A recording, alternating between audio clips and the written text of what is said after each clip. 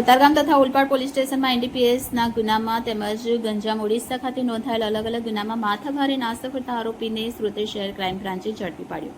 નાયબ police commissioner crime Surat શહેરને નાસ્તા ફરતા તેમજ પેરોલ ફ્લો ફરાર આરોપીને પકડી શોધી કાઢવા ઝુંબેશ રાખી હતી.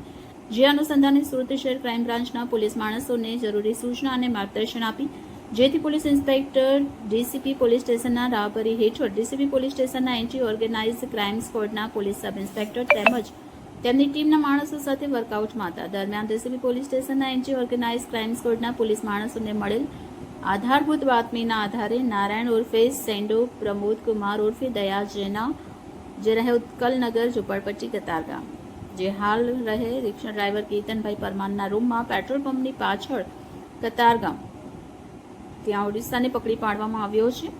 આરોપી કતારગામ પોલીસ સ્ટેશનના ગુનામાં વોન્ટેડ હોય આરોપીનો કબજો કતારગામ પોલીસ સ્ટેશનમાં સોંપવાની તજવીજ હાથ ધરી છે.